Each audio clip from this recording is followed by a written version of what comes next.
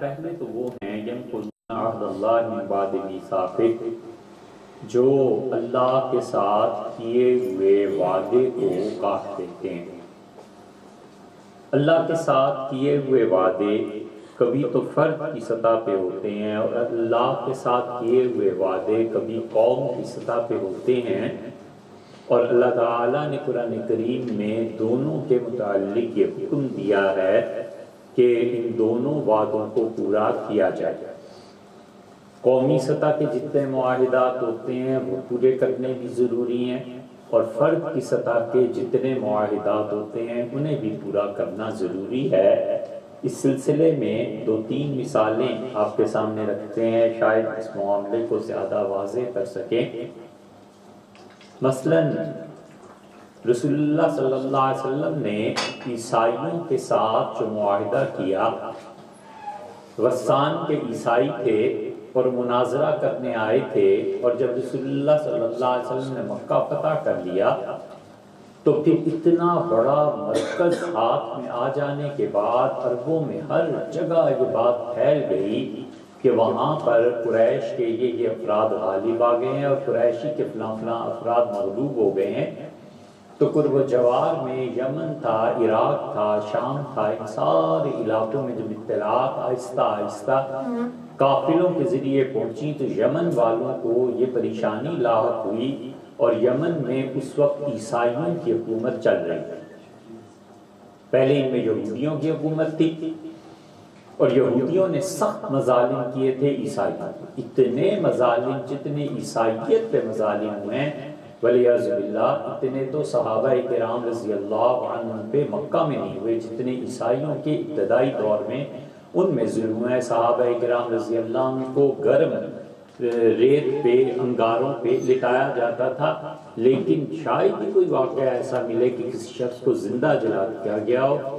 اور عیسائیت جب اٹھتی ہے اپنی ابتدا میں تو یہودیوں نے عیسائیوں کو بالکل آگ میں پھینک دیا، اور ہفتہ ہفتہ بھر آگ تپاتے تھے، اور پھر اس کے بعد پوری قصبے شہر کو پکڑا اور اس میں ڈال دیا۔ سینکڑوں افراد جل رہے ہیں، قرآن نے بھی اس کا ذکر کیا ہے۔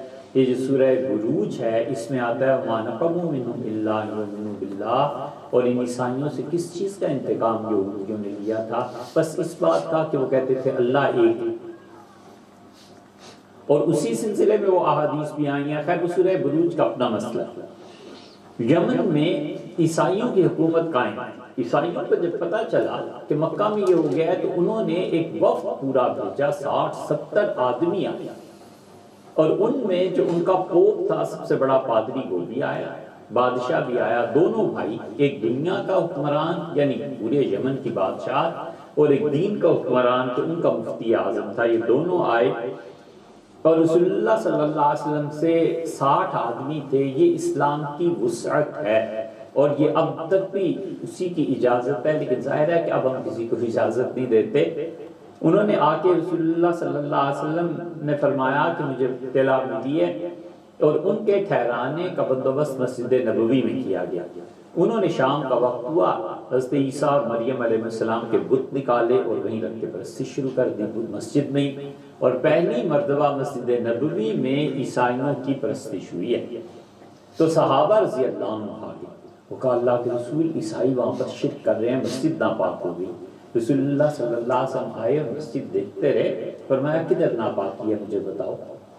کہ اللہ کے رسول یہ بت رکھ کے عبادت کر رہے ہیں۔ فرمایا یہ ان کے عقیدے کی ناپاکی ہے، ظاہر کی ناپاکی کچھ نہیں، انہیں عبادت کرنے دو۔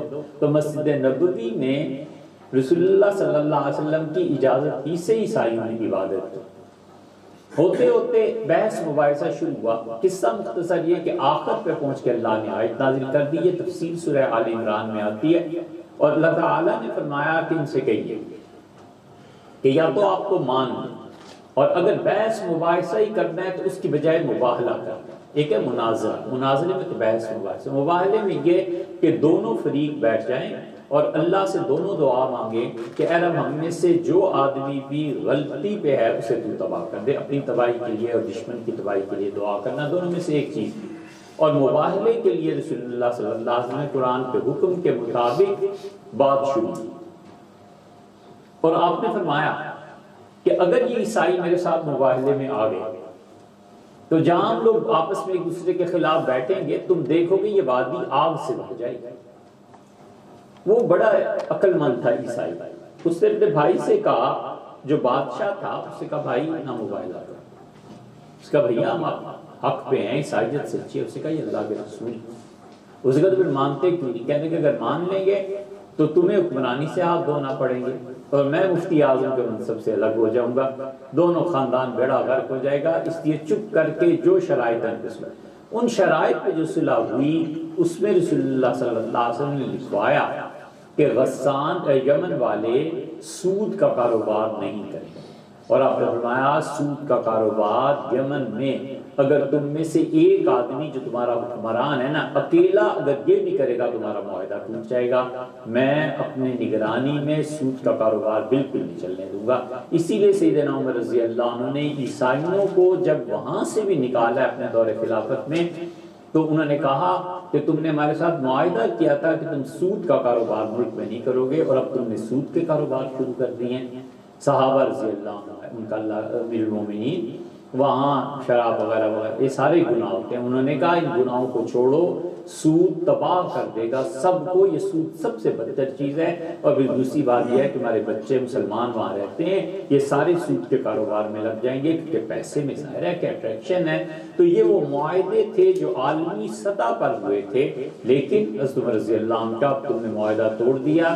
ملک کا سب سے بڑا آدمی پرائم منسٹر اور صدر اکیلا بھی اگر سود کا کاروبار کرے تو اسلام کی نظر میں وہ حکمرانی کے قابل ہی نہیں رہتا، کیونکہ پورے ملک کو اور معیشت کو داؤ پہ لگا رہا ہے، اللہ سے لڑائی مول لے رہا ہے۔ تو اس لیے ایک تو وہ چیز ہے کہ عالمی معاہدے جب ہوتے ہیں اس کا بھی احترام ہے۔ اسی کی دوسری مثال آپ یوں سمجھ لیجئے، جیسے ہمارا اور اقوام متحدہ میں یہ معاہدہ ہے، یا ہمارے ہی نہیں پوری دنیا کی اقوام کا معاہدہ ہے کہ جب بھی جنگیں ہوں گی کوئی قوم کسی دوسری قوم کو نہ غلام بنائے گی نہ باندیاں بنائی جائیں گی۔ اس کے ہم بھی پابند ہیں، بھی پابند ہیں۔ اس لیے اب تو قطعاً نہیں ہو سکتا کہ دنیا میں غلامی کا دور اور باندیوں کا دور مسلمان واپس لے آئیں، کیونکہ عالمی طور پہ اس معاہدے کے پابند ہیں۔ تیسری مثال اگر آپ اس کی دیکھنا چاہیں تو شخصی حیثیت سے جب کوئی آدمی اللہ سے کسی بات کا وعدہ کر لیتا ہے تو یہ بہت بڑا مرحلہ آ جاتا ہے۔ بھول کے بھی اللہ سے معاہدہ نہیں کرنا چاہیے، بھول کے بھی یہ نہیں کہنا چاہیے کہ اللہ تیرے ساتھ میرا یہ وعدہ ہے کہ آئندہ میں گناہ نہیں کروں گا۔ اللہ سے جو وعدہ کر لیتا ہے نا در حقیقت اپنے آپ کو امتحان میں ڈال دیتا ہے۔ اس اللہ سے کیے گئے معاہدے کو توڑنے کی جو سزا ملتی ہے وہ بڑی سخت ہے۔ قرآن میں 2 جگہ ہے، اللہ نے کہا انہوں نے ہمارے ساتھ معاہدہ کیا تھا کہ یہ ٹھیک رہیں گے، جب انہوں نے معاہدہ توڑا ہے فَعَاقَبَهُمْ نِفَاقًا، اس معاہدے کو توڑنے کی سزا یہ ہے کہ ان کے دل منافق ہو، پوری قوم منافقت میں چلی جاتی ہے۔ آدمی کبھی بھی اللہ سے یہ کہ اللہ آئندہ اس گناہ کو نہیں، اللہ کوشش کروں گا اے پروردگار۔ اسی لیے رسول اللہ صلی اللہ علیہ وسلم جب بیعت لیتے تھے لوگوں سے تو فرماتے تھے فاتقوا اللہ، اور طے کرو کہ تم اللہ سے ڈرو گے، مستطعتم، جتنا تم سے ہو سکے، شراب نہیں، چوری نہیں، فلان فرمایا مستطاعت، آخر میں فرماتے تھے جتنا تم سے ہو سکے، کیونکہ معاہدے کو 100% اللہ سے پورا کرنا کس کے بس کی بات ہے۔ قرآن کہتا ہے کہ جب کوئی قوم معاہدہ توڑے گی فَعَاقَبَهُمْ نِفَاقًا، وہ منافق ہو جائے گی۔ اس بات کو کبھی ایسے ہی سوچتے ہیں کہ جنہوں نے یہ ملک بنایا تھا انہوں نے بھی کوئی معاہدہ کیا تھا، انہوں نے بھی کچھ کہا تھا کہ اللہ ایک زمین دے دے تو ہم یہ کریں گے، نہیں کیا نا۔ یہ منافقت جو ہمارے اخلاقیات میں اتنی عام ہے کہ یہ خدا کی طرف سے عذاب تو نہیں ہے کہ تم نے اپنا معاہدہ نہیں پورا کیا نا۔ اللہ کو کیا مشکل ہے ایک فرد منافق ہو جائے یا قوم پوری ان کے دلوں میں منافق پیدا ہو جائے۔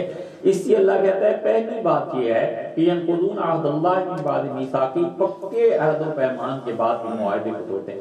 وَيَقْطَعُونَ مَا أَمَرَ اللَّهُ بِهِ أَن يُوصَلَ، اور تم دیکھو دوسرا گناہ جو یہ کرتے ہیں کھلے بندوں صاف طور پہ کہ جن چیزوں کو اللہ نے جوڑنے کا حکم دیا ہے اسے توڑتے ہیں۔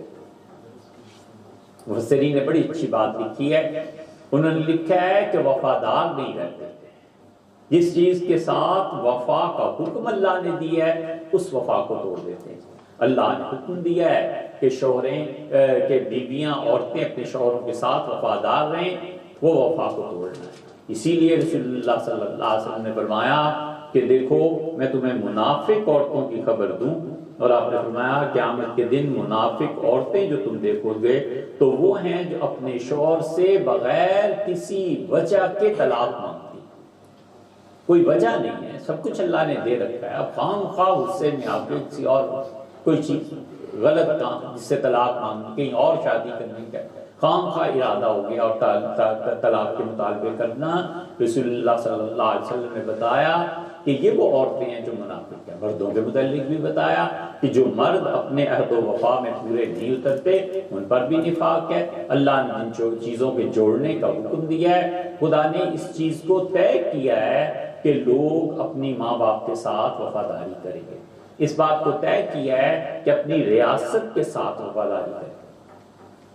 اسی لیے غداری کو حرام قرار دیا گیا، اسی لیے رسول اللہ صلی اللہ علیہ وسلم نے جو بھی اسٹیٹ کے دشمن ہیں ان کے متعلق سخت بات کرنے کا حکم فرمایا۔ کئی چیزوں میں ایسی ہے اسلام کا اصول، وجہ اس کی یہ ہے کہ وفا ہر جگہ شرط ہے کہ جہاں تم نے پیمان اور عہد باندھا ہے اس کو پورا کرو، اس کی وفاداری کرو۔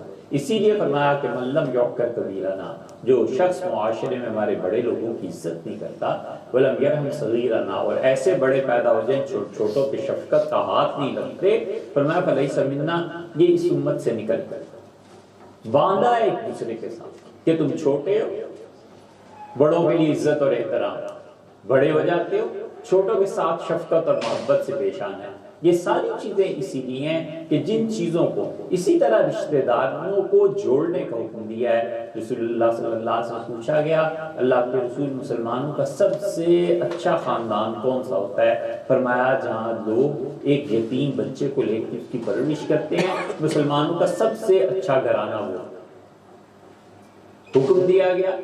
رسول اللہ صلی اللہ علیہ وسلم عورتوں تم کھانا پکاتی ہو، شوربہ ذرا سا زیادہ کر لیا کرو، اور کیا تم اس کو اتنا بھی نہیں کر سکتا کہ شوربے کی ایک پلیٹ اپنے ہمسایوں کو بھیج دیا کرے، کسی دن ان کو کھانے کے لیے دے دیا کرے۔ ایک دن تشریف لے جا رہے تھے، یہ سب چیزیں سوسائٹی میں ایک دوسرے کا خیال رکھنے کے متعلق ہیں۔ آپ نے فرمایا میری بات سنو، میں تمہیں بتاؤں اللہ کے یہاں بہت زیادہ اچھی نیکی کیا ہے؟ عرض کیا گیا اللہ کے رسول ضرور۔ آپ نے فرمایا تم میں سے جس آدمی کے باغ میں 2 درخت لگ جائیں اسے چاہیے کہ ایک درخت کا پھل تو خود لے لے اور ایک درخت کا پھل ہمسائے کو دے دیا کرے۔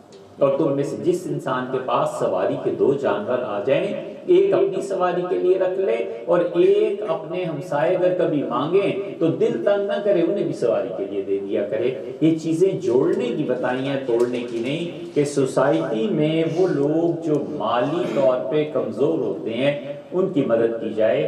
اس لیے آپ دیکھیں گے حضرت طلحہ رضی اللہ عنہ ہیں، ان کے پورے قبیلے میں کوئی شخص مانگنے والا رہا ہی نہیں۔ طلحہ رضی اللہ عنہ جب اپنے قبیلے کی سرداری ملی، جوان آدمی تھے اور تجارت کرتے تھے اور بہت مالدار تھے، سارے اپنے خاندان پہ نظر رکھتے تھے، جو بچہ اور بچی جوان ہوئی، لڑکی جوان ہوئی، ہاں بھی شادی رشتہ کدھر کرتا، لڑکا جوان ہوا کوئی روزگار نہیں ہے، فرماتے تھے میرے ساتھ میں تمہیں کاروبار میں لگا دوں۔ نتیجہ یہ کہ ان کے پورے قبیلے میں کوئی مانگنے والا رہا ہی نہیں۔ اتنا کچھ اللہ نے انہیں دیا، اتنا دیا کہ صحابہ رضی اللہ عنہ کہتے ہیں ہم ایک دن صبح کی نماز پڑھ کے فارغ ہوئے تو نوکر آئے ان کے غلام، اور ہر ایک آدمی کے سامنے ایک ایک پیکٹ رکھا۔ جب ہم نے اٹھا کر دیکھا تو ایک جوتا تھا اور ساتھ اس کے بند کسی چیز میں ایک تھیلی میں بند کچھ روپے، کچھ سکے، کچھ سونا تھا۔ ہم نے کہا یہ کیا ہوا؟ انہوں نے کہا طلحہ رضی اللہ عنہ نے رات فرمایا، ہمیں حکم دیا اور کہا اللہ نے بہت مال دیا ہے، آج صبح جتنے لوگ ہماری مسجد میں آئے سب کو میری طرف سے جوتے بھی دینا اور سب کو یہ سونا چند تولے دینا تاکہ ہر ایک آدمی خوش ہو، اور میرے پاس اللہ نے بہت کچھ دیا۔ اب یہ کیا چیز ہے سوائے اس کے کہ لوگوں کے ساتھ تعلق ہے، محبت ہے، اللہ کی راہ میں خرچ کرنا ہے، سوسائٹی کے افراد کا خیال رکھنا ہے۔ اللہ نے ان چیزوں کو جوڑنے کا حکم دیا، اللہ نے کہا جن چیزوں کو میں نے جوڑنے کا کہا اسے توڑتے ہیں۔ اسی لیے رسول اللہ صلی اللہ علیہ وسلم نے ایک جگہ پہ ارشاد فرمایا کہ تم لوگوں کی سفارش کرو، جس آدمی کو تم قابل سمجھتے ہو ڈیزرونگ کیس ہے اس کی سفارش کرو۔ اور پھر فرمایا میں تمہیں بتاؤں سب سے اچھی سفارش کیا ہوتی ہے؟ لوگوں نے کہا اللہ کے رسول ضرور۔ آپ نے فرمایا کسی کا رشتہ کرا دیا کرو، اگر اچھا رشتہ کہیں چلا جائے کوئی کہہ دے تو اس کی تحقیق کر کے اپنی طرف سے بھی کہہ دیا کہ آپ اس رشتے کو کر لیں، بڑا اچھا ہے، سنا ہے میرے دوست نے فلاں نے آپ کے یہاں رشتہ بھیجا ہے، یہ رشتہ بڑا اچھا ہے آپ کر لیجئے۔ فرمایا بہترین جی، اور فرمایا دیکھو اگر تمہارے یہاں رشتہ آئے اور تم جان بوجھ کے بغیر کسی وجہ کے انکار کر دو گے تو کن فتنۃ فی الارض، دنیا میں جوان لڑکوں لڑکیوں کے لیے تم آزمائش کے مواقع کھول دو، اور فساد کبیر، فرمایا بڑا فساد مچ جائے گا معاشرے میں اگر رشتوں کے لیے سفارش نہیں کرو، اگر رشتے نہیں دو گے بغیر کسی وجہ کے انکار کے تو اس معاشرے میں بڑا فساد مچ جائے گا۔ اللہ کہتے ہیں دوسری بات یہ کہ ما امر اللہ بہ ان یوصل، جن چیزوں کو اللہ نے جوڑنے کا حکم دیا اسے توڑتے ہیں۔ اور تیسری بات بڑی جامع فرما دی وَيُفْسِدُونَ فِي الْأَرْضِ، اور زمین میں فساد پیدا کرتے ہیں۔ فساد ہمیشہ عقیدے سے شروع ہوتا ہے اور بالکل نچلی سطح پہ آ کے پھر ختم ہوتا ہے۔ عقیدے سے فساد پیدا ہوتا ہے، عقیدے کی بنیاد پر لڑنا، عقیدے کی بنیاد پر لوگوں کو ایک دوسرے کو نفرت دلانا، رسول اللہ صلی اللہ علیہ وسلم نے فرمایا ہے۔ اسی لیے قرآن کہتا ہے لا ینہاکم اللہ، اللہ تمہیں اس بات سے نہیں روکتا، اللہ منع نہیں کرتا ان کافروں کے ساتھ تم اچھے تعلقات رکھو جنہوں نے نہ تمہارے گھر سے تمہیں نکالا ہے نہ تمہارے مال کو لوٹا ہے، اور انصاف کرو کافروں کے معاملے میں۔ اللہ کہتا ہے ہم انصاف کو پسند کرتے ہیں۔ پوری شریعت دوسرے لفظوں میں اگر دیکھیں تو ایک چیز کا نام ہے وہ انصاف کا قیام۔ اسی لیے اللہ فرماتے ہیں کہ ہم نے ترازو کو نازل کیا، اقیم الوزن، ہمیشہ وزن کو ٹھیک رکھو۔ اخلاقیات میں ویسے ایک جگہ آتا ہے ویل للمطففین، تباہ ہو گئے برباد ہو گئے وہ لوگ جو تطفیف کرنے والے۔ تطفیف کا مطلب ایک طرف زیادہ دوسری طرف کم کر دیں۔ اذا اکتالوا، اور جب وہ پیمائش یا ناپ یا تول کرتے ہیں تو اپنا حصہ زیادہ لیتے ہیں دوسرے کو کم دیتے ہیں۔ رسول اللہ صلی اللہ علیہ وسلم نے جب خیبر فتح ہوا ہے تو کچھ زمینیں آپ کو ملی، فوج میں تقسیم ہوئی تو کچھ حصہ آپ کے ہاتھ آیا، اور آپ نے فرمایا یہودیوں سے کہ اس طرح کرو، تم اس پہ کاشتکاری کرو، تم اسی علاقے کے ہمیشہ سے رہنے والے ہو، مجھے تم پہ بھروسہ، اور جب پیداوار ہو جائے تو مدینہ منورہ مجھے اطلاع کر دو، ہم آ کے آدھا آدھا حصہ کر لیں۔ جب اطلاع آتی تھی تو رسول اللہ صلی اللہ علیہ وسلم عبداللہ ابن رواحہ رضی اللہ عنہ کو بھیجتے تھے اور فرماتے تھے رواحہ انصاف کرنا یہودیوں کے اور میرے درمیان۔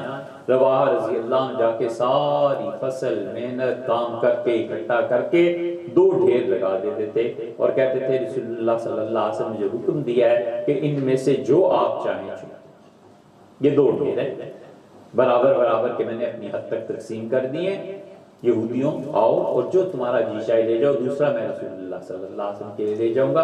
اس سے بڑھ کر انصاف کیا ہو سکتا ہے کہ آدمی آخری حد تک اسے پہنچائے۔ اللہ کہتا ہے کہ جس معاشرے میں انصاف نہیں ہوتا وہاں فساد پھیلتا ہے۔ دو چیزوں کے بارے میں فرمایا ہے اور دونوں کے بڑے گہرے اثرات ہیں۔ ایک بلا وجہ جنگ کے بارے میں فرمایا کہ بغیر ضرورت کے مت لڑائیاں زمین پہ پھیلاؤ، اور اللہ کہتا ہے کہ اگر تم بغیر ضرورت کے لڑائیاں پھیلانے لگو گے تو زمین پہ فساد پھیلے گا اور بڑا ہی آزمائش میں لوگ پڑ جائیں گے۔ دوسرے نکاح کے متعلق اللہ کہتا ہے کہ نکاح لوگوں کے کرو، جلدی کرو، اگر نکاح نہیں کرو گے نا بچوں کے تو زمین میں فساد پھیل جائے گا اور تباہی مچ جائے گی۔ اللہ فرماتے ہیں اولئک هم الخاسرون، اور یہ سارے لوگ خسارے میں چلے گئے، گھاٹے میں چلے گئے، ان کی تباہی پھر جائے گی، اس لیے کہ سوسائٹی آہستہ آہستہ برے کاموں کی طرف چلتی ہے۔ پھر اس کے بعد ایک مرحلہ آتا ہے جب برائی اچھائی میں تبدیل ہو جاتی ہے۔ ایک آدمی بہت بیمار ہو گیا اور اس نے موت کی تمنا کی کہ میں مر جاؤں، تو رسول اللہ صلی اللہ علیہ وسلم سن رہے تھے، آپ نے فرمایا ایسے نہیں کہتے، موت کی تمنا نہیں کرتے۔ ایک جگہ پہ فرمایا طوبیٰ لمن طال عمرہ وحسن عملہ، بڑا مبارک ہے وہ آدمی جس کی عمر اللہ زیادہ کر دے اور اس کے اعمال بھی اچھے ہو جائیں۔ ایک جگہ فرمایا کہ تم میں سے جو آدمی 60 سے اوپر چلا گیا نا، بس سمجھو کہ اس کے گناہ تو اللہ کی طرف سے بھی بہت سی معافی مل جاتی۔ ایک جگہ ارشاد فرمایا رسول اللہ صلی اللہ علیہ وسلم اس کو منع کرتے، فرمایا نہیں، موت کی تمنا نہیں کرتے۔ تو کسی نے کہا اللہ کے رسول کبھی موت کی تمنا درست بھی ہوگی؟ آپ نے فرمایا ہاں، جب تم میں وہ لوگ جو معاشرے میں نظم کو قائم کرتے ہیں، پولیس والے، فرمایا جب یہ شہادتیں جھوٹی پیش کرنے لگیں اور انصاف بکنے لگے تو وہ دور ایسا ہے کہ اگر تم موت کی تمنا کرو گے تو کوئی بچ جائے گا۔ عدالتیں بکنے لگیں اور پولیس جو انتظام کرنے والی، اسی لیے بڑے سخت لفظ رسول اللہ صلی اللہ علیہ وسلم آئے۔ آپ نے کہا اللہ کی لعنت ہو ان پر جو قیامت کے قریب آئیں گے اور کوڑے ان کے ہاتھوں میں پکڑے ہوئے ہوں گے اور لوگوں کو بلا دریغ ماریں گے بغیر اس کی تحقیق کیے کہ اس بیچارے کا کوئی جرم ہے یا نہیں ہے۔ فرمایا خدا کی لعنت ہو، صبح و شام اس حال میں کریں گے، ظلم کریں گے اور اللہ کی لعنت کریں گے۔ فرمایا جس طرح گائے کی دم ہوتی ہے اس طرح کے ڈنڈے اور اس طرح کے کوڑے ان کے ہاتھوں میں ہوں گے اور بلا دریغ لوگوں کو مارتے چلے جائیں گے۔ حتیٰ کہ ایک جگہ فرمایا اللہ جو میری امت کے ساتھ رحمت کا معاملہ کرے، میری امت پر نرمی شفقت کرے، اے پروردگار اس کے ساتھ شفقت فرما، اور جو ہم کو تنگ کرے خدا تو بھی اس سے تنگ کر۔ بددعا اللہ کہتا ہے یہ ساری حرکتیں ایسی ہیں جو خسارے میں لے جانے والی ہیں۔ پھر اللہ تعالیٰ نے سب سے بڑی چیز یہ بتائی اس آیت کریمہ میں، جو ذیلی رو ہے بین السطور، بٹوین دا لائنز، وہ یہ بتایا کہ دیکھو خدا کا خوف کیسے قائم ہوتا ہے، معاشرے میں انصاف، رائٹس، یہ سب چیزیں کیسے قائم ہوتی ہیں۔ اس حد تک انصاف کو کہا ہے کہ کوئی شخص اپنے ہبہ میں بیٹے اور بیٹی میں تفریق نہیں کر سکتا۔ زندہ ہے، ہبہ کر رہا ہے، مال دولت کچھ بھی، ایک آدمی کے پاس ₹1,00,000، بیٹے کو کہتا ہے لو بیٹے 50,000 لے لو، بیٹی کو کہتا ہے تم 2 بہنیں 25 لے لو، نہیں ہو سکتا۔ بیٹی کو بھی 50 دیں، 1,00,000 ہے اور 2 بیٹیاں اور 1 بیٹا ہے، 33,000 ہی دیں۔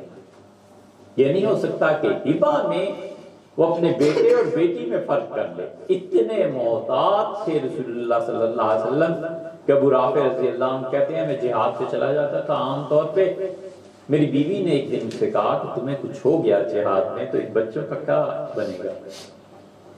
تو میں نے کہا آپ بتائیں کیا چاہتے ہیں؟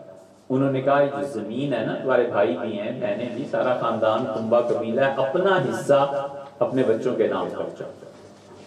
میں نے کہا کر دیتا۔ اس نے کہا گواہ بھی بناؤ۔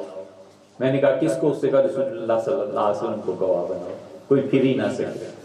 تو کہتے ہیں میں چلا گیا اور نبی کریم صلی اللہ علیہ وسلم بیٹھے ہوئے تھے اور میں نے کہا اللہ کے رسول اس طرح میری بیوی کی بات ہوئی ہے، فلاں زمین جو ہے وہ میں اپنے بیٹے کے نام کر رہا ہوں۔ تو رسول اللہ صلی اللہ علیہ وسلم آیا تمہاری بیٹیاں بھی تو ہیں؟ میں نے کہا جی۔ فرمایا انہیں بھی حصہ دیا؟ میں نے کہا نہیں، اللہ کے رسول صرف بیٹے کے۔ آپ نے یہ ظلم ہے اور محمد صلی اللہ علیہ وسلم کسی کے ظلم پہ گواہ نہیں بنوں گا، میں بالکل ظلم پہ گواہ نہیں بنوں گا۔ اس لیے ہبہ جو کرنا ہے بیٹے اور بیٹیاں سب برابر ہے، ایک کو سوٹ لے کے دینا ہے تو باقیوں کو بھی لے کے دینا ہے، ایک کے جوتے ہیں تو دوسروں کو بھی جوتے دینے ہیں، سب کی ضروریات پر نظر رکھنی ہے۔ ہاں یہ ہو سکتا ہے، اس لیے فقہا نے اس کی اجازت دی ہے کہ بسا اوقات بچوں کے مزاج میں فرق ہوتا ہے، ایک بچہ کہتا ہے مجھے تو پڑھائی پسند ہے، دوسرا کہتا ہے برگر پسند ہے، تو دونوں کی پسند پوری کرنی ہے۔ ہبہ لیکن 19-20 کا فرق ہو گیا، کوئی حرج نہیں، کیونکہ ان کی پسند کو بھی سامنے رکھنا ہے۔ اس سے بھی باریک چیز، ایک صحابی رضی اللہ عنہ کہتے ہیں میں اپنے بیٹے اور بیٹی کو لے کے رسول اللہ صلی اللہ علیہ وسلم مسجد نبوی میں گیا اور میں نے غیر ارادی طور پہ بیٹے کو ران پہ بٹھایا اور بیٹی کو نیچے بٹھا دیا، مسجد نبوی کی زمین پہ، فرش پہ، اور بیٹے کو میں نے ران پہ بٹھا دیا۔ تو رسول اللہ صلی اللہ علیہ وسلم مجھے دیکھتے رہے، میں نے بات شروع کی تو آپ نے فرمایا یا تو اپنے بیٹے اور بیٹی دونوں کو زمین پہ بٹھاؤ، یا اللہ نے 2 رانے دی ہیں، ایک بچی کو ادھر بٹھاؤ ایک بچے کو ادھر، کوئی فرق نہیں رہنے دیا، کیونکہ انصاف اگر پورا نہیں ہوگا کہیں بھی تو اللہ کے یہاں اس پہ بڑی گرفت ہے۔ اس لیے جو انصاف اور چیزیں قائم رکھتی ہیں، روح جو ہے حقیقت میں وہ اللہ کا، اللہ کے سامنے جواب دینے کا احساس ہے کہ مرنے کے بعد اللہ کو کیا جواب دینا ہے۔ اسی لیے اگلی آیت میں اللہ فرماتے ہیں کیف تکفرون باللہ، تم کیسے انکار کر سکتے ہو اللہ کا، تم یہ کیسے کہہ سکتے ہو کہ اللہ ہے ہی نہیں، مرنے کے بعد اٹھنا ہی نہیں، کسی کو جواب دینا ہی نہیں۔ جو بھی قومیں اور افراد آخرت سے بے نیاز ہو جاتے ہیں، چاہے عقیدے کے اعتبار سے چاہے عمل کے اعتبار سے، ہمیشہ ظلم تک پہنچ جاتا ہے۔ جو بھی قوم، جسے بھی پتا ہونا کہ کسی کو جواب تو دینا نہیں، مر گئے تو بس ختم ہو گئے۔ پورا قرآن بھرا پڑا ہے رسول اللہ صلی اللہ علیہ وسلم ساتھ دو چیزوں کے جھگڑوں پہ۔ ایک یہ کہ مشرکین مکہ اور مکہ والے اللہ کے متعلق شرک کرتے تھے، اور دوسرے کہتے تھے آخرت کچھ نہیں۔ اللہ بار بار کہتا ہے یہ واحد مسئلہ ہے جس پہ خدا نے 3 مرتبہ اپنے نام کی قسم اٹھائی ہے۔ اللہ کہتا ہے کل ای و ربی، ان سے کہو تمہارے پروردگار کو خود اس کی قسم ہے کہ تمہارے ساتھ قیامت میں آؤ گے تو ہم ان سے حساب کریں گے۔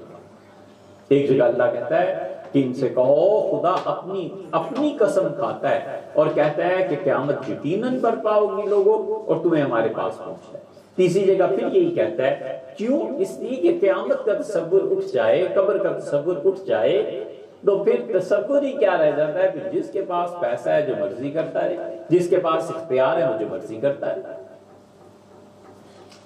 مطلق الاعنان ہو گیا، اور کوئی قانون کے جب تابع ہوتا ہے تو پھر پتہ ہوتا ہے اللہ کیا جواب دینا ہے، خدا کیا مر کے پہنچنا ہے۔ اس لیے وہ کبھی بھی حدود سے پھر تجاوز نہیں کرتا۔ اگر خدا کا خوف نہ رہے رشتوں کا تقدس باقی نہ رہے، اگر خدا کا خوف نہ رہے تو سرمایہ دارانہ نظام میں جو ظلم ہوتے ہیں یہ ظلم سب روا ہو جائیں۔ اللہ فرماتے ہیں کیف تکفرون باللہ، تم اللہ کا انکار کر کیسے سکتے ہو؟ یہ دو ہی تو جھگڑے ہیں، ایک اللہ کے ساتھ شرک کا اور ایک یہ کہ قیامت میں جواب دینا ہے یا نہیں دینا۔ اللہ بار بار اور وہ ان کی بھی بات اذا کنا ترابا وعظاما، جب ہم مٹی میں مل جائیں گے اور ہماری ہڈیاں بگڑ جائیں گی، تم تصور کرتے ہو کہ دوبارہ کھڑے؟ اب آباؤنا الاولون، ہمارے جو باپ دادا تھے وہ کدھر گئے؟ انہیں کیوں نہیں زندہ کر کے دکھا دیتے؟ ممزقکم کل ممزق، انسانی جسم ریزہ ریزہ ہو جائے گا، اور تم ہمیں یہ وعدہ کرتے ہو کہ دوبارہ اٹھائے جائیں گے، قیامت میں خدا کے سامنے پیش کیے جائیں گے۔ یہ سب کا سب عقل کے خلاف ہے، ہم نہیں مانتے۔ جب نہیں مانتے تو پھر سوسائٹی میں ظلم ہے، کیونکہ اللہ کو جواب ہی نہیں دینا کسی نے۔ جب سر پہ ہی کوئی نہیں ہے، کسی کو جواب ہی نہیں دینا، تو لے دے کے پھر عقل انسانی رہ جاتی ہے، اور عقل کی رہنمائی کبھی حسد کرتا ہے، کبھی حرص کرتی ہے، کبھی لالچ کرتی ہے۔ عقل کی رہنمائی پھر کبھی پیسے کی محبت کرتی ہے، اس لیے وہ جتنا بھی پیسہ لے لے، جب اسے پتہ ہے جواب نہیں دینا تو بات ختم ہو گئی۔ اتنا ڈر تھا خدا کا، اتنا خوف تھا لوگوں میں۔ سیدنا ابوبکر رضی اللہ عنہ نے اٹھے جس دن ان کی خلافت طے ہوئی ہے، اگلے دن کپڑے کا کاروبار تھا، چل پڑے۔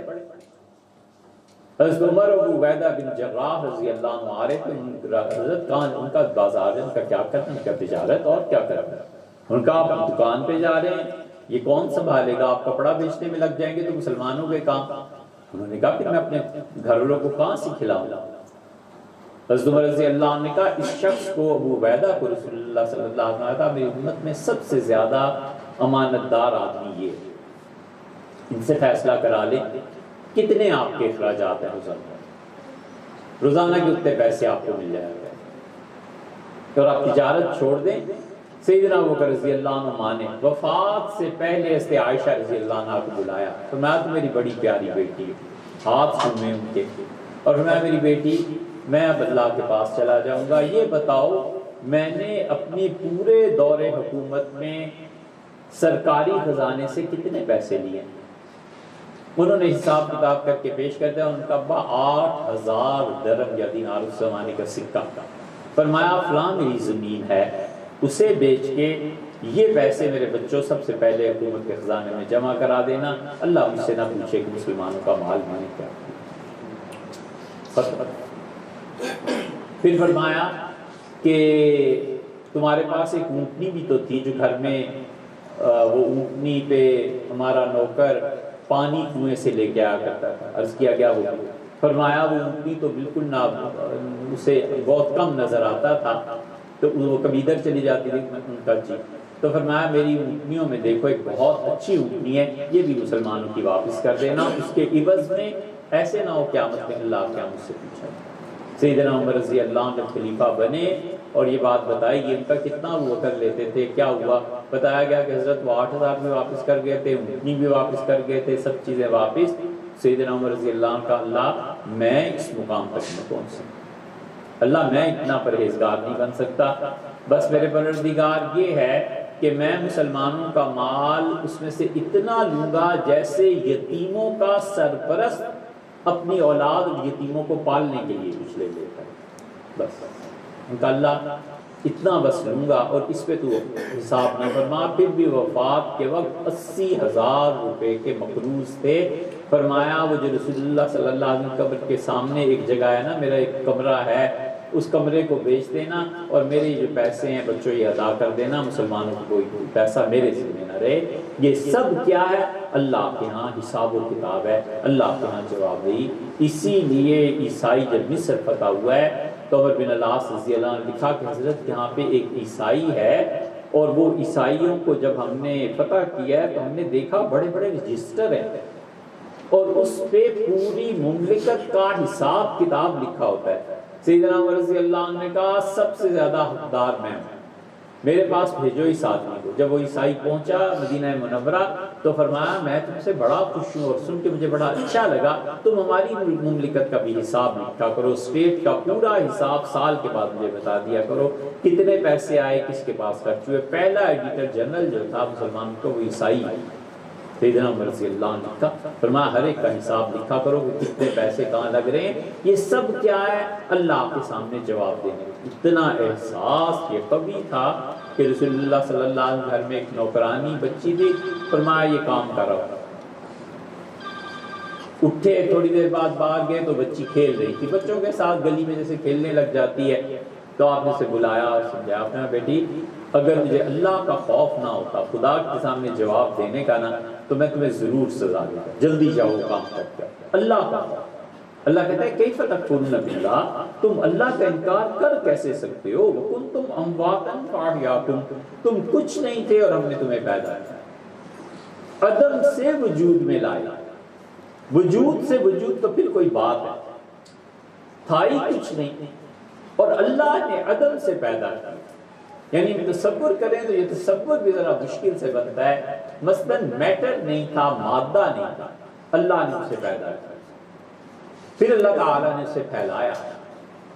اللہ فرماتے ہیں کہ ہم نے ایک چیز کو پیدا کیا، پھر اس کو پھیلایا، اور پھیلا کے اس کی زمین بنا دی، پھر 2 دن میں آسمان بنایا، وَجَعَلَ قُوَتَهَا، پھر 2 دن میں زمین میں اس کی طاقت رکھی، سونا چاندی یہ وہ جتنی منرلز ہیں ساری چیزیں زمین میں، طاقتیں زمین میں اگانے کی طاقت، زمین میں گلانے کی صلاحیت۔ اللہ فرماتے ہیں سواء للسائلین، جو میرے بارے میں پوچھے نا تو انہیں یہ بتانا کہ میں نے یہ کیا ہے، فی 6 ایام، 6 دن میں ہم نے اس کائنات کو بنایا، اور زمین اور آسمان رتقاً، یہ دونوں کے دونوں بند تھے۔ زمین میں پانی کے جذب کرنے کی صلاحیت نہیں تھی، پانی میں ایویپوریشن نہیں تھی، اور آسمان بند تھا، اوپر سے بھی کچھ نہیں آ رہا تھا۔ فَفَتَقْنَاهُمَا، پھر ہم نے ان دونوں کو کھولا، ہم نے زمین سے کہا تم اگاؤ، ہم نے بارشوں سے کہا وہ برسیں، ایک ایک چیز اللہ کہتا ہے یہ سب کچھ ہم نے کیا۔ تم امواتا، تم تھے ہی۔ حضور صلی اللہ علیہ وسلم پوچھا گیا کہ اس کائنات کی تخلیق سے پہلے اللہ کہاں تھا؟ آپ نے فرمایا کان اللہ ولم یکن شیئا، اللہ ہی تھا اور کوئی چیز نہیں۔ پھر اس سے ٹائم کو بنایا، پھر اس سے سپیس کو بنایا، پھر وہ سپیس اللہ کہتے ہیں وَالسَّمَاءَ بَنَيْنَاهَا بِأَيْدٍ، اور اس کائنات میں جسے آسمان تم کہتے ہو اسے ہم نے اپنی قدرت سے بنا، وَإِنَّا لَمُوسِعُونَ، اور ہم اس کو ایکسپینڈ کرتے چلے جا رہے ہیں، پھیلتی چلی جا رہی ہے کائنات۔ وہ کس طرح پھیلتی ہے، کیا چیزیں ہیں. ابھی 3-4% ہی کہتے ہیں، 5% سائنس کا حصہ کھلا ہے. تو اتنی عجیب و غریب چیزیں ہیں کہ نوری سالوں سے جن کی لائٹ اب نہیں جا کر زمین پہ پہنچ رہی ہے. اللہ کی اتنی بڑی کائنات ہے. آدمی اس کو سوچے اور اس حدیث کو سوچے جس میں رسول اللہ صلی اللہ علیہ وسلم آیا، تم جس دنیا کو چھوڑ کے جا رہے ہو نا، اللہ جنت کے آخری آدمی کو اس سے 10 گنا بڑی سلطنت عنایت کرے. آخری آدمی جسے خدا نوازے گا جنت میں بھیجنے سے پہلے، اسے کہے گا اتنی دنیا دے دیں جو تم چھوڑ کے آئے ہو.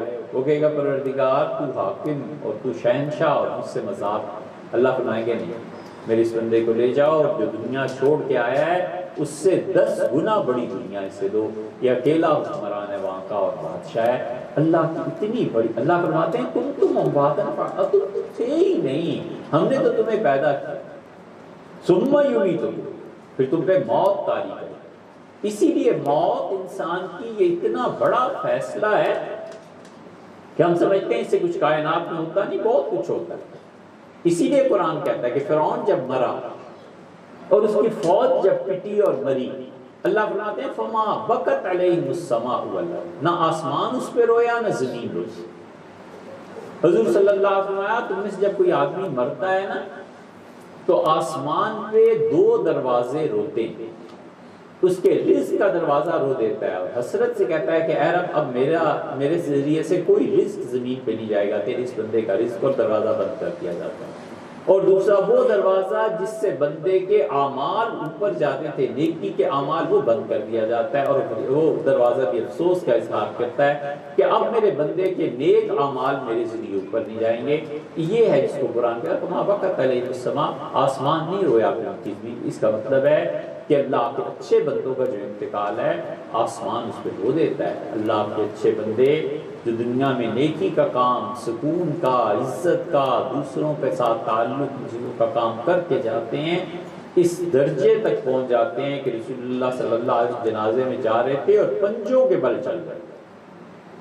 پہلی اور آخری مرتبہ مدینہ منورہ میں واقعہ پیش آیا. صحابہ رضی اللہ تعالیٰ کے رسول آپ ایڑیاں کیوں نہیں رکھ رہے زمین پہ؟ آپ نے فرمایا اتنے فرشتے نازل ہوئے ہیں اس کا جنازہ پڑھنے کے لیے، میں دیکھ رہا ہوں نا، مجھے ڈر ہے کہ میں ایڑی رکھوں گا کہ کسی فرشتے کے پاؤں پہ آ جائے.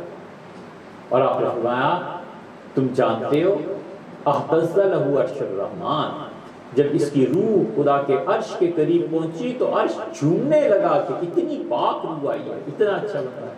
یہ حضرت سعد رضی اللہ عنہ کے، سعد بن معاذ کے جب انتقال ہوا ہے تو رسول اللہ صلی اللہ علیہ وسلم نے فرمایا کہ سعد کی موت پہ اللہ کا عرش جھومنے لگا کہ اتنا پاک آدمی میرے پاس، اتنی پاک روح آئی ہے.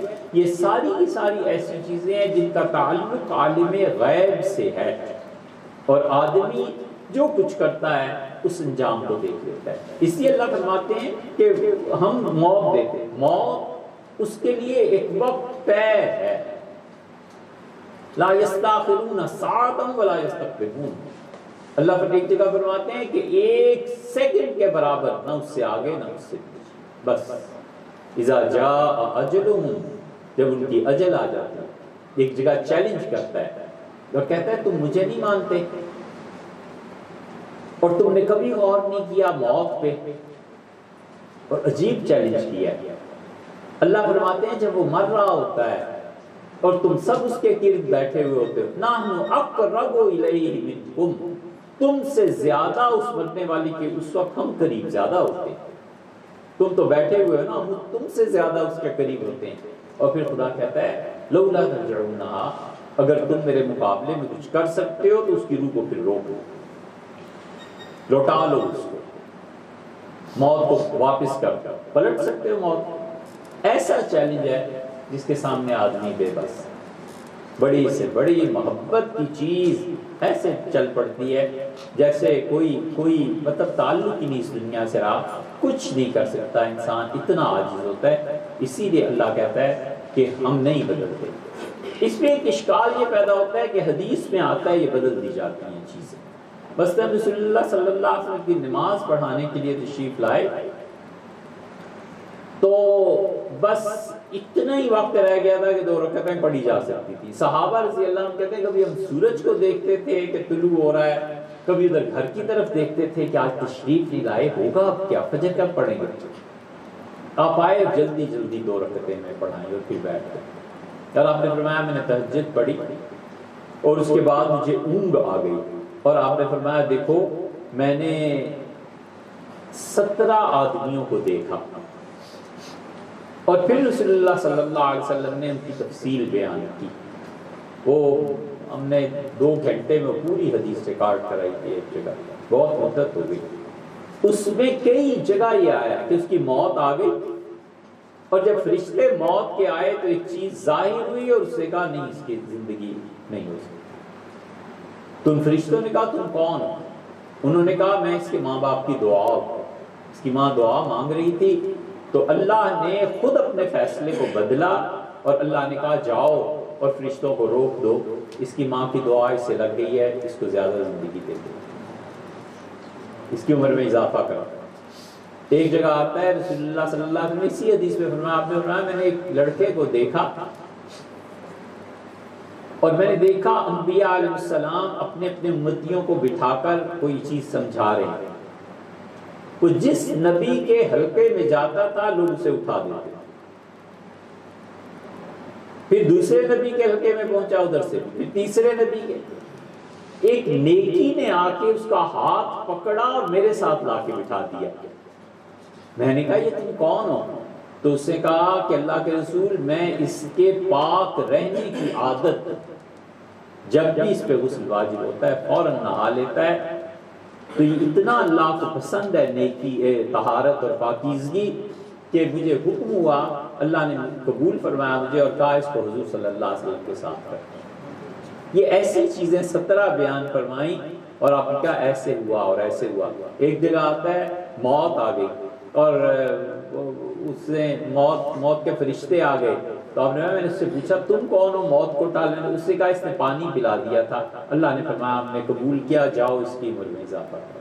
اسی لیے یہ آیا ہے کہ من سرہ، جس شخص کو یہ پسند ہو کہ اس کی عمر میں اللہ اضافہ کر دے، اور جو شخص یہ چاہتا ہو کہ خدا اس کا رزق بھی کھول دے، فلیبرہ، اسے چاہیے کہ اپنے والدین کے ساتھ نیکی کرے۔ ایک جگہ فرمایا حضرت عمر رضی اللہ عنہ کے بیٹوں سے رسول اللہ صلی اللہ علیہ وسلم نے، آدمی کا باپ جنت کا دروازہ ہے، فمن شاء فلیہ، تمہارا دل چاہے تو تم اپنے باپ کو جنت کے دروازے کو توڑ دو، تمہارا دل چاہے تو اس کے ذریعے اس کی خدمت کر کے باپ کی جنت میں چلے جاؤ۔ یہ سب چیزیں اس لیے فرمانی کہ اللہ کہتا ہے ثم یمیتکم، ہم تمہیں موت دیں گے، ثم یحییکم، پھر ہم تمہیں دوبارہ زندہ کر لیں۔ ایک موت وہ جب تھے ہی نہیں، ایک موت وہ جو آنی ہے، 2 موتیں اور 2 زندگی۔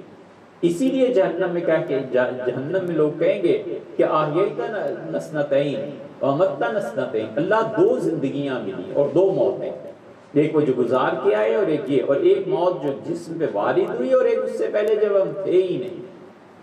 ایک جگہ آتا ہے کہ اللہ تعالیٰ سے جہنم والے کہیں گے کہ اے رب ایک بار بھیج دے، اللہ کہے گا کہ اولم یذکرکم، تمہیں پتہ نہیں، یتذکر فیہ من تذکر، ہم نے زندگی اسی لیے دی تھی کہ جو کچھ کرنا ہے سوچ سمجھ کے کرنا ہے، وجاءکم النذیر، اور ہم نے تو یہ بھی احسان کیا تھا کہ رسول تمہارے پاس بھیج دیے تھے علیہ السلام، تم نے اس زندگی کو کیوں نہیں ٹھیک استعمال کیا؟ اور ایک جگہ اللہ تعالیٰ نے اس سے بڑھ کے بات کی، اللہ نے فرمایا جتنے لوگ مجھے قیامت میں کہیں گے نا کہ اللہ ایک بار بس اور بھیج دے، وہ لوگ ردو، اگر میں انہیں دنیا میں بھیج دوں اور پھر دنیا کو آباد کر دوں، مجھے پتہ ہے ان کا العاد لما نہوا عنہ، جن چیزوں سے میں نے روکا تھا پھر جا کے وہی کرتوت کریں گے۔ اللہ کہتا ہے ہمیں علم ہے کہ انسان کیا کیا ہے، اسی لیے کہتا ہے ثم یحییکم، پھر اس اللہ نے پیدا کرنا ہے، ثم الیہ ترجعون، پھر تم صلی اللہ کی طرف لوٹ کے جاؤ گے۔ ہوگا کیا کہ انسان جو مر جاتا ہے تو وہاں ٹائم ختم ہو جاتا ہے، اس جہان میں پہنچ کے ٹائم کا نہیں پتا چلتا۔ مثلا نوح علیہ السلام کے زمانے میں فرض کیجئے کوئی آدمی مر گیا تھا، اور کوئی آج مر جائے تو وقت دونوں کے لیے برابر ہے، وقت سے ماورا چیز ہے، ٹائم کا پتہ نہیں چلتا، ٹائم کیا ہوتا ہے کچھ پتہ۔ حضور صلی اللہ علیہ وسلم اسی لیے گئے معراج میں تو ٹائم کو کوئی اندازہ نہیں کر سکتا کہ کتنا وقت ہوا، کتنا گزرا، ٹائم اور سپیس سے وہ چیزیں نکلی ہوئی ہیں۔ اس لیے آدمی جب اس جہان میں جاتا ہے تو ٹائم سے وہ بری ہو جاتا ہے، اوپر اٹھ جاتا ہے، اور پھر اس کے بعد پہلی مرتبہ سور پھونکا جائے گا، آواز کی فریکوینسی تیز کر دی جائے گی، سور پھونکنا بس یہ ہے۔ آپ نے فرمایا میں معراج میں جب گیا تو میں نے اللہ کے ایک فرشتے کو دیکھا، وہ منہ میں بگل رکھی ہوئی تھی، اس نے بگل، آپ نے جو ارشاد فرمایا، آپ نے کہا جیسے سینگ کو اندر سے کھوکھلا کر دیا جائے، تو سینگ اگر گائے کا کسی چیز کا کھوکھلا کر دیا جائے اور اس میں آواز دی جائے تو گونجتی ہے، آواز کی گونج پیدا ہوتی ہے۔ آپ نے فرمایا ایسی چیز میں نے اس کے منہ میں دیکھی، اور وہ اس طرح لڑ کھڑا تھا کہ گویا ابھی کوئی چیز اس کے کان میں پڑے گی اور وہ اس میں پھونکے گا۔ میں نے کہا یہ کون ہے؟ انہوں نے کہا اسرافیل علیہ السلام۔ کہ کیسے اتنا چکنا ہو کے کھڑا ہے؟ ان کا جس دن سے اس کے پروردگار نے پیدا کیا ہے، یہ اس دن سے انتظار میں ہے کہ کب پھونک ماروں اس میں اور آواز بڑھتی چلی جائے گی، آواز بڑھنے کے ساتھ ساتھ لوگ جو زندہ ہوں گے ان کے جسم یا دل یا جو بھی کہیے آپ پھٹنا شروع ہو جائیں گے اور مر جائیں گے، کل عالم پہ موت طاری ہو جائے گی، پھر فرشتے بھی گر جائیں گے، اور پھر اللہ کے غالباً یوم کے قرآن میں آیا، ہم سے پوچھیں گے کہ لوگوں میرے علاوہ کس کی حکمران ہے، اور پھر اللہ ہی اپنے آپ کو کہے گا کہ للہ الواحد القہار، ایک اکیلے اللہ کی جو سب پہ غالب ہے۔ اللہ ہی جانتا ہے کتنی مدت گزرے گی۔ رسول اللہ صلی اللہ علیہ وسلم آیا، پھر اس کے بعد دوبارہ ایک آواز آئی، اور اس آواز کے ذریعے سے تم جو زمین کے اوپر ہوگے اور جو اندر ہوگے سب کے سب اٹھ کر کھڑے ہوگے۔ قرآن کہتا ہے اِلَىٰ أَجْدَاثٍ يَنْسَلُونَ، وہ تو نسلیں اٹھیں گی، پھر ایک سے ایک نسل اور بھاگیں گے ایک میدان کی طرف۔ اور رسول اللہ صلی اللہ علیہ وسلم جہاں یہ بیت المقدس ہے، آپ نے فرمایا یہاں قائم ہوگا، اور زمین کو پکڑ کے فرشتے کھینچ دیں گے اور پہاڑ اور یہ چیزیں اندر سے ہو جائیں گی، تو زمین کی سرفیس بہت طویل ہو جائے گی۔ فرمایا پھر اللہ کا دربار اس پہ ہوگا اور تمہارے فیصلے ہوں گے۔ یہ ہے جو قرآن کہتا ہے کہ ثم الیہ ترجعون، پھر تم اس کے بعد اللہ کی طرف لوٹو۔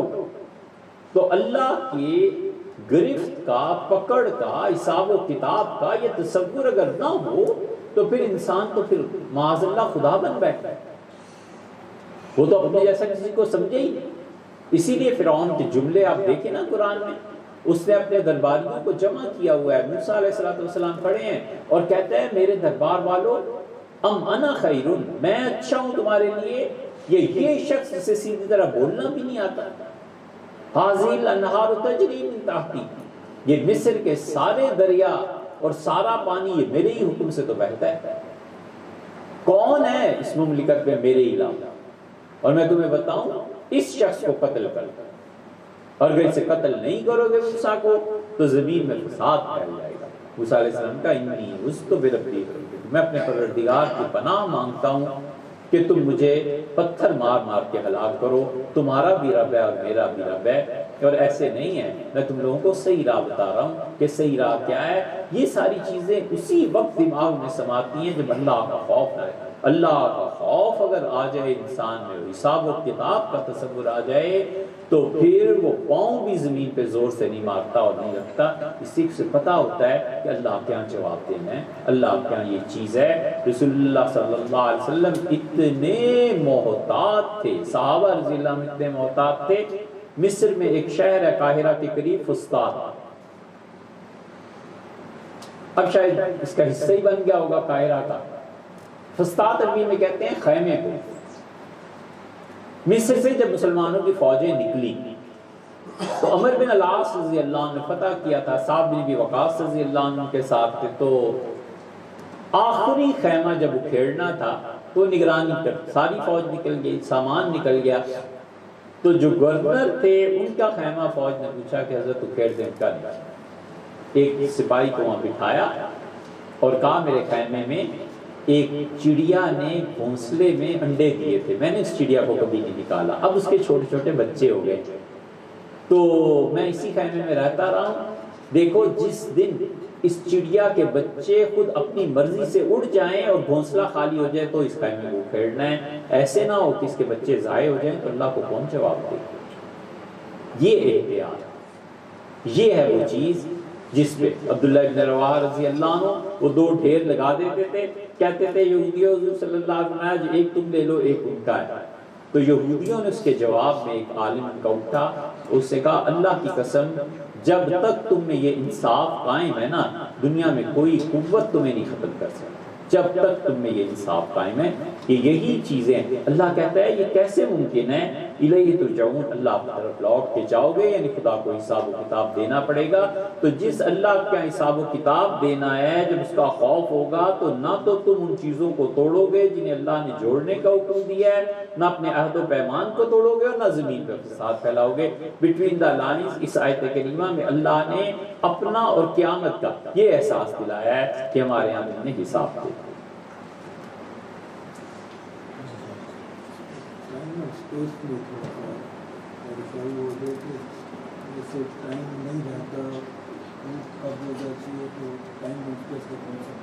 ختم ختم تو کشف ثقل یا گریویٹیشنل پول جس کو ہم کہتے ہیں، پلانٹس میں سب میں شمس کا بھی ثقل ہے، گریویٹیشنل پول ہے، چاند کا بھی ہے، عطارد سب کا سب جتنے پلانٹ ان سب سے مابعد میری گزارش یہ جی کہ جو جنت کا کانسیپٹ ہے اس میں کہتے ہیں 100 قسم کی جنت ہیں، لویسٹ اینڈ دی اپیسٹ جو سب سے اوپر ہے جنت الفردوس، اس میں پھر آدمی اسی کانسیپٹ کی وجہ سے کہ there will be no time and space, there will be no gravitational pull، اگر اوپر والا نیچے آنا چاہے تو اس کو تو اجازت ہوگی، وہ تو نظام ہوگا، لیکن یہ نظام میرا خیال ہے اسی وجہ سے یہ ہے، جو نظام ہوگا، لیکن وقت کا وہ تصور نہیں ہے جو ہمارے بہت بہت بلند و بالا چیز ہے۔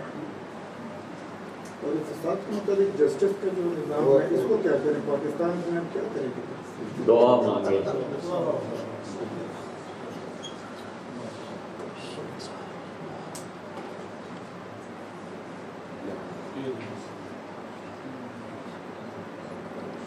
الحمدللہ